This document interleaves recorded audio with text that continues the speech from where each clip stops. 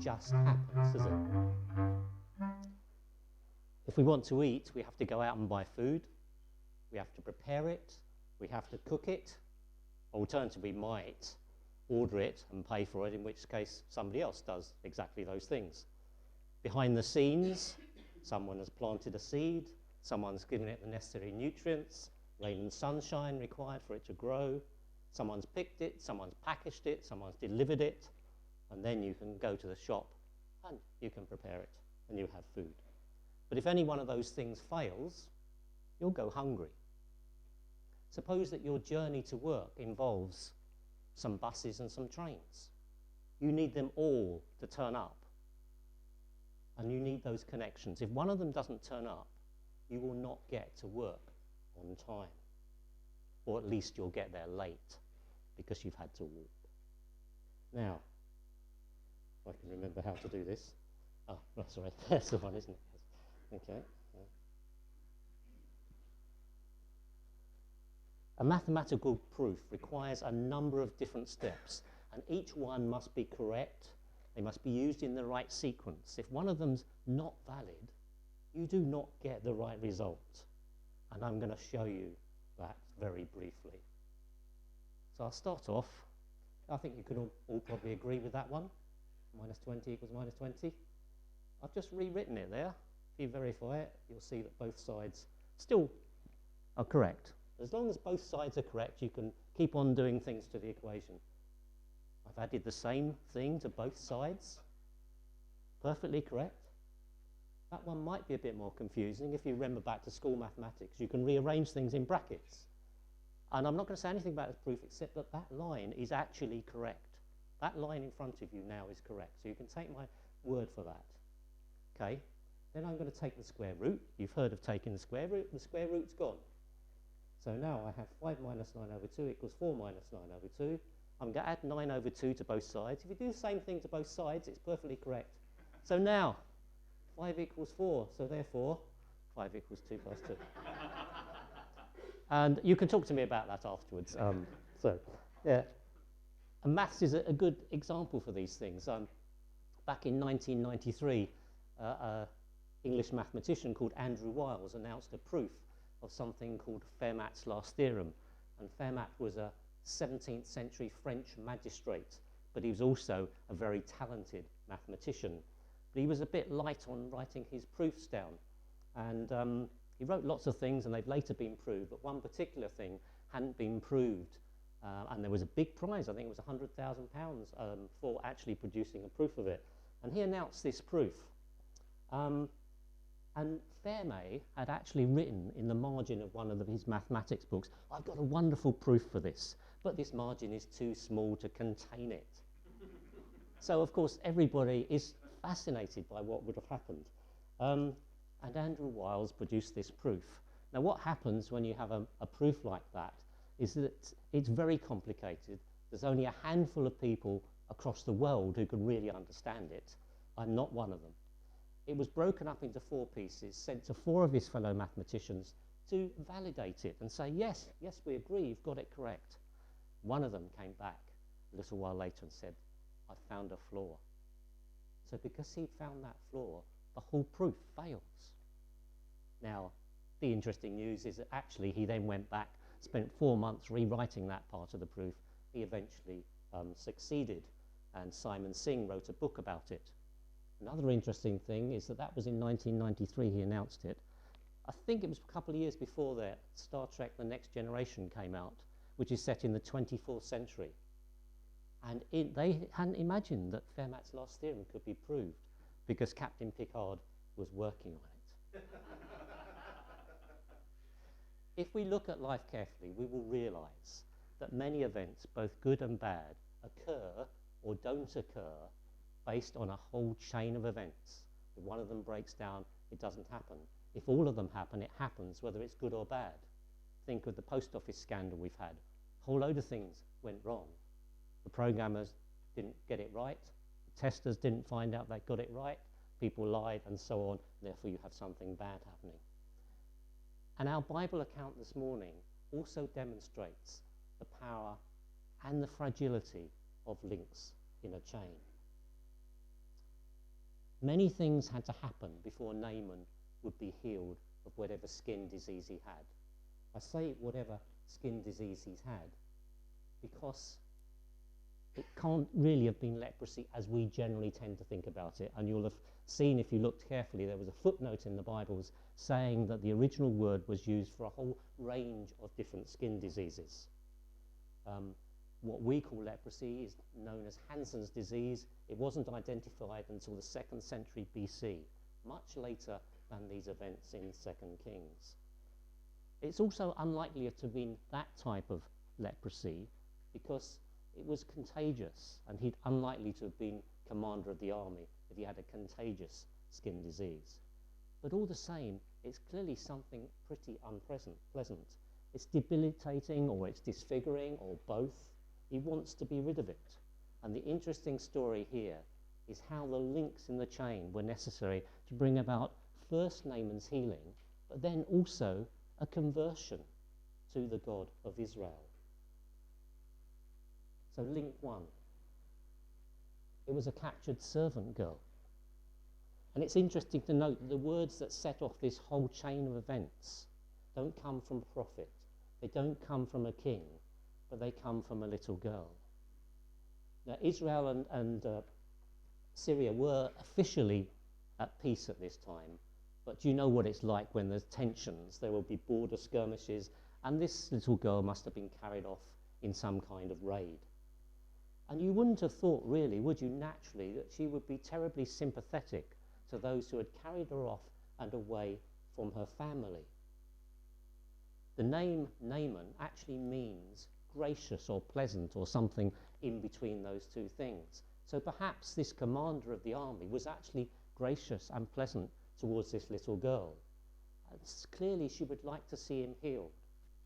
And she has the courage to express her thoughts, her belief in Elisha, and by implication, her belief in God, to her mistress, Naaman's wife.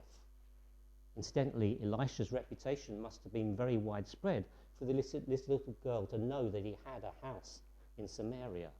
And this little girl acts compassionately, and despite all her circumstances, as she shares something of her faith. So that's link 1. Link 2, Naaman's wife. She could simply have dismissed this as some kind of fantasy of a healing, but she didn't. She could have been worried about Naaman having to go and see this prophet in foreign territory. Quite understandable, I think. But she heeds despite that, and she obviously tells her husband about this possibility. Now, I suspect that they would have previously sought advice from the doctors of the day about the skin disease that Naaman had. And they might have been afraid, hesitant to go and risk disappointment or the dangers possibly associated with what happens. But she plays her part despite these fears of disappointment and of safety. Link 3. Naaman's king. So Naaman, the commander of the Syrian army, approaches his king, the king of Syria, who agrees to write a letter to the king of Israel. His part in the chain of events is also needed. It could have stopped there. He must have thought very highly of Naaman, I think, to allow him to go. He was a very successful commander of the army. It said earlier in there that God had given him success. Now, that we won't go into, but clearly he was a successful man and he would have been valued. Perhaps he was passed on all the information and he knew who had told Naaman about this. Perhaps he was impressed by what the little girl had said and her concern. It's interesting that the value of the items that are taken there, I tried to translate it into current exchange rates from the American commentary that I had, but it would be about £1 million worth of goods that he actually took. And that was probably provided by the king rather than Naaman, and it shows how valuable he was to him. And he plays his part despite his fears for Naaman, despite his possible loss. Now, link 4, Israel's king. Now, as usual, when we have something in the Bible passage, we don't always have the whole text of somebody's sermon. We don't here have the whole text of that letter. We have the bit that we need to know. He wrote to the king of Israel. It's probably a man called Jehoram at that particular time.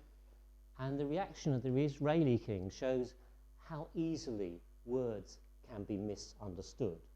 And had things gone wrong, there might have been a resumption of hostilities between the two nations. But there was no such intent here on the part of the Syrian king. Either he would have mentioned Elisha by name, or simply assumed that such an important person would be part of the king's entourage, and that if he was elsewhere, that the king would enlist him. And we need to be careful that we don't take offence. We don't jump to conclusions or simply lack faith. That chain is very nearly broken at that particular point and could have been disastrous. I guess that he didn't have the same faith in Elisha that many others had. Fortunately for all concerned, of course, Link 5, Elisha hears what's been going on at the court, and he asks for Naaman to be sent to him. So Naaman goes off to Elisha with all these gifts, with some servants. And yeah, I mean, it does seem a little bit offhand, doesn't it, the way Elisha treats him. I mean, he sort of comes and knocks at his door. He doesn't even go. He sends his servant out, and he has these instructions to go and wash in what was probably quite a muddy river. And this is the first sign, I think, that actually God wants to accomplish something more than just healing Naaman. Naaman seems to be a good man, or a respected man, but he has a bit of a problem. And that problem comes here. It's a problem of pride. His reaction is probably because he wants to design his own cure. When he says and turns around and says, I want the rivers in my own country much better, in terms of cleanliness, he's absolutely right. Absolutely right. But also, I think Elisha wants to make absolutely clear who is in charge of the miracle. It's not Elisha himself, it's God. And if you think about events in the New Testament, you see where the disciples heal somebody, how people come back and regard them almost as God, and how they have to correct that. And then if we skip forward a bit, so he plays his part in being in contact with what's going on. He perceives God's purposes behind the scenes. Link 6, and this is Naaman's servants. Naaman has been offended. You can imagine him just going back and saying, I'm not washing in that muddy river. This is a waste of time. The game's up. He's angry. He expects respect.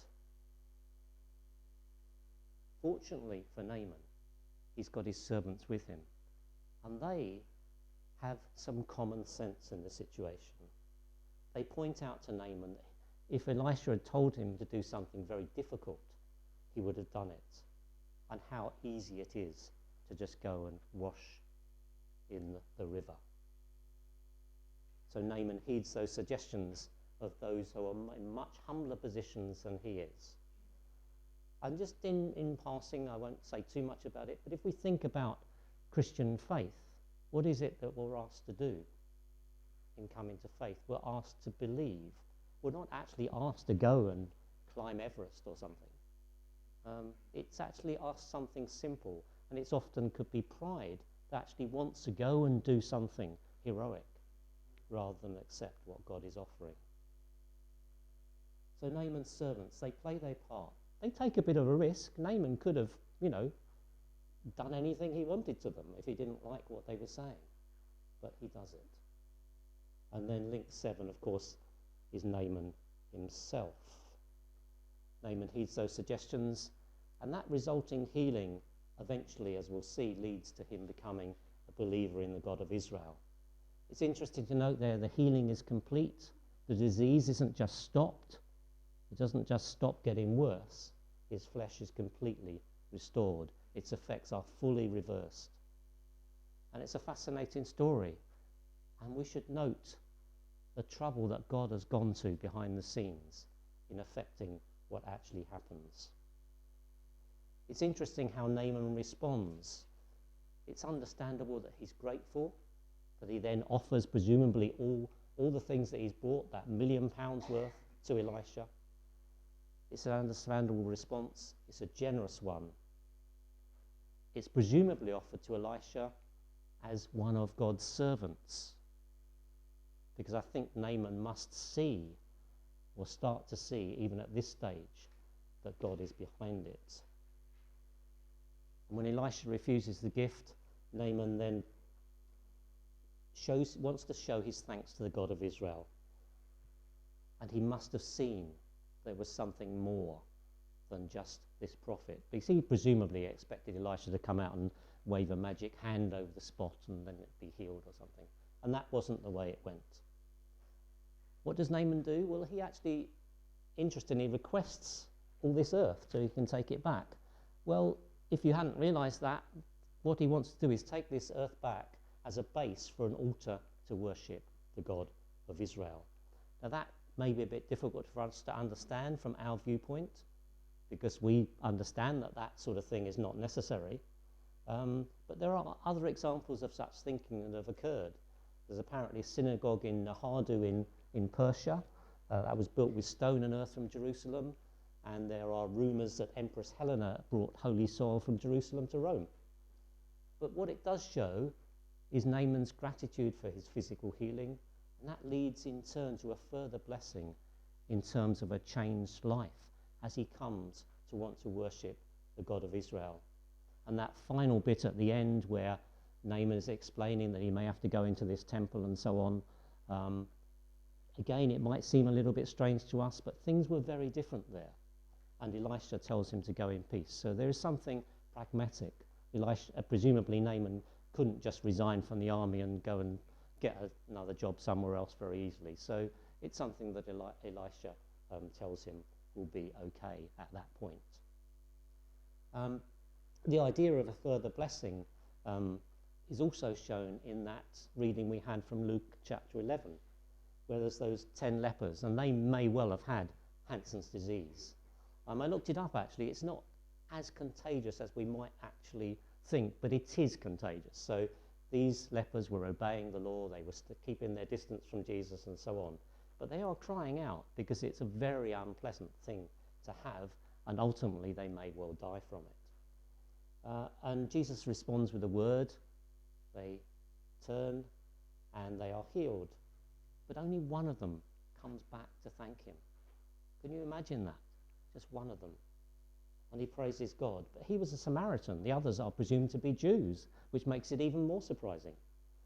The implication of Jesus' words are far more than a simple acknowledgement of healing, but he again is using the same sort of thing. Your faith has saved you. A saving relationship has been established, but in part because of the gratitude that has been shown. And Luke includes that parable, by the way, immediately following the rich man and Lazarus, which show how those who might have been expected to listen to Jesus didn't, and those who you might not have expected to listen did. That's something to bear in mind in our own witness and our own experience.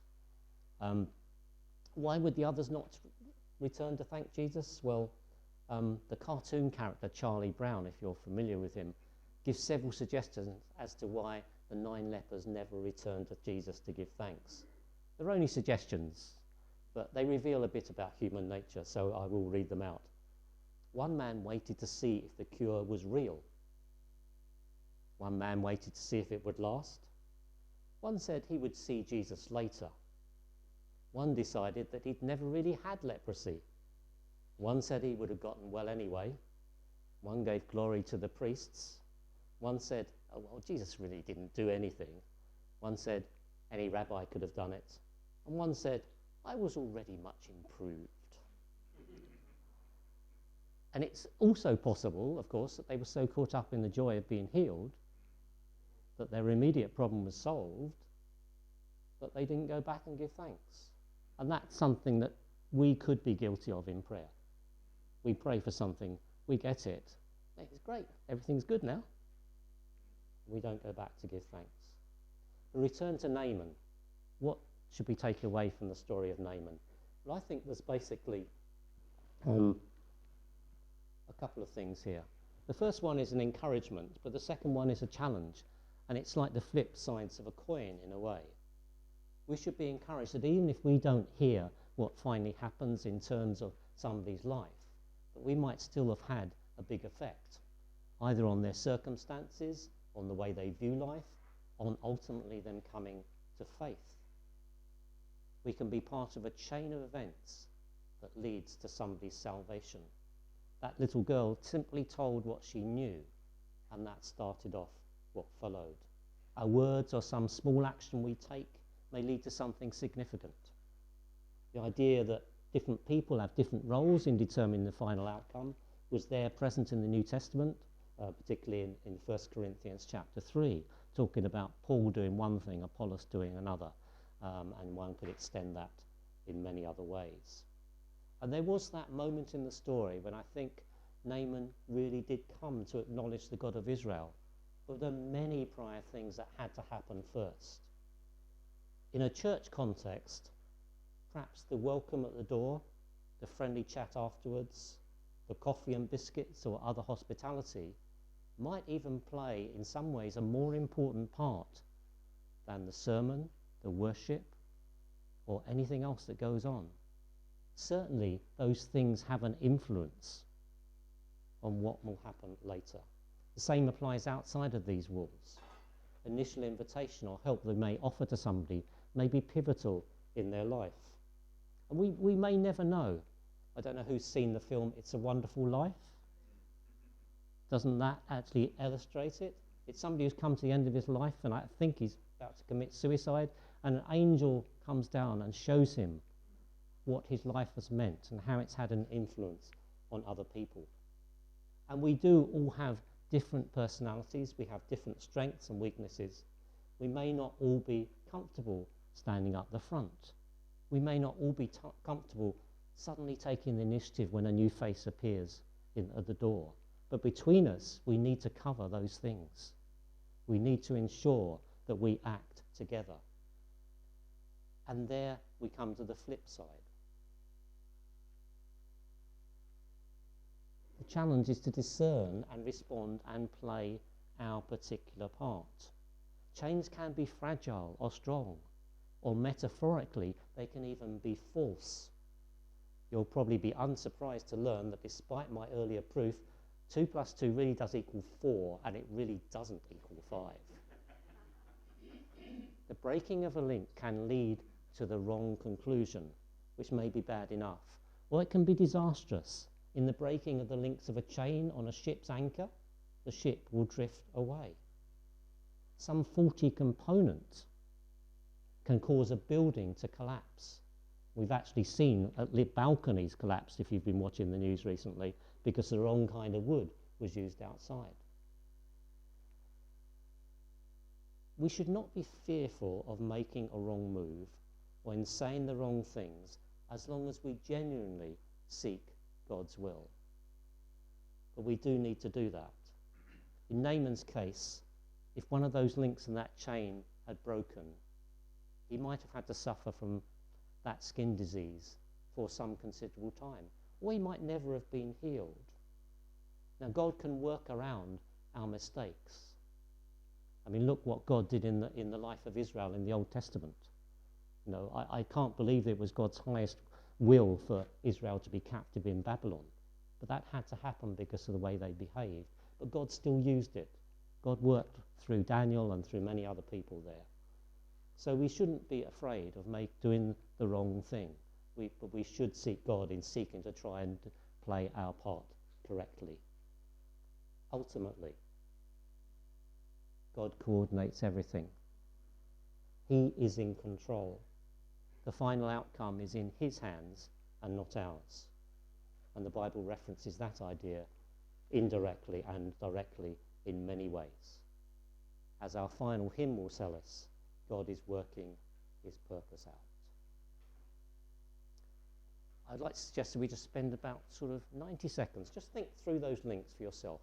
Imagine yourself in the position of those people and how you would have reacted.